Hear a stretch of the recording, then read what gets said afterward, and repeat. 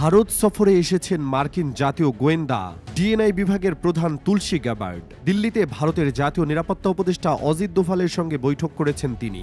রবিবার এই বৈঠকের দুপক্ষের মধ্যে একাধিক বিষয় নিয়ে আলোচনা হয়েছে বলে ভারতীয় গণমাধ্যমগুলো জানিয়েছে। সংবাদ সংস্থা পিটিআই একটি সূত্রকে উদ্ধৃত করে জানিয়েছে, দোভাল তুলসীর একান্ত বৈঠকে ভারত আমেরিকার কৌশলগত বোঝাপড়াকে নিবিড় করতে গোয়েন্দা তথ্য আদান প্রদানে জোর দেওয়ার কথা বলা হয়েছে। তাদের এই আলোচনা ইতিবাচক হয়েছে বলে উক্ত সূত্র জানিয়েছে। আন্তর্জাতিক পর্যায়ে সন্ত্রাসবাদের প্রসার কমাতে গোয়েন্দা তথ্য আদান প্রদানে একে অপরকে সাহায্য করবে বলে একমত হয়েছে নয়াদিল্লি এবং ওয়াশিংটন। এরই সঙ্গে বিদেশের মাটিতে ভারত বিরোধী যেসব গোষ্ঠী মাথাচাড়া দিয়ে উঠেছে তাদের নিয়েও তুলসীর সাথে আলোচনা করেন দোভাল। তুলসীর সঙ্গে বৈঠকে যুক্তরাষ্ট্রসহ বিশ্বের বিভিন্ন স্থানে খালিস্তানপন্থী এবং অন্যান্য বিচ্ছিন্নতাবাদীদের ভারত বিরোধী কার্যকলাপ নিয়ে উদ্বেগ প্রকাশ করেন দোভাল। এদিকে জানা গেছে, নানান সুরক্ষা চ্যালেঞ্জ মোকাবেলায় পারস্পরিক সহযোগিতা বাড়ানোর উপর জোর দেওয়া হয় দোভাল তুলসী বৈঠকে। ভারত মার্কিন সম্পর্ক নিয়েও বিশেষ আলোচনা হয় উক্ত বৈঠকে। উল্লেখ্য যে, তুলসী মার্কিন প্রেসিডেন্ট ডোনাল্ড ট্রাম্পের অত্যন্ত আস্থাভাজন। গত মাসে ভারতের প্রধানমন্ত্রী নরেন্দ্র মোদীর সফরের দিন সামরিক কর্মকর্তা থেকে গোয়েন্দা প্রধান হিসেবে নিয়োগ পান তিনি। মোদী ছিলেন তার প্রথম বিদেশি অতিথি।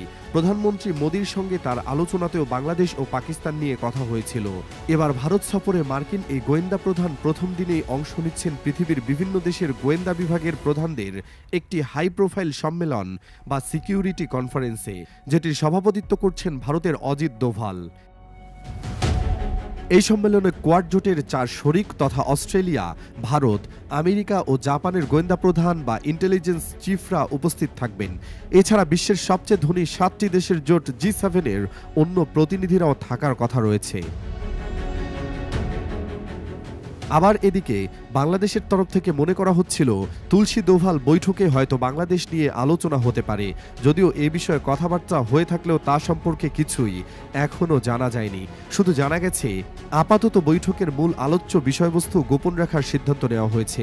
উল্লেখ্য, তুলসী গ্যাবার্ড নিজে হিন্দু।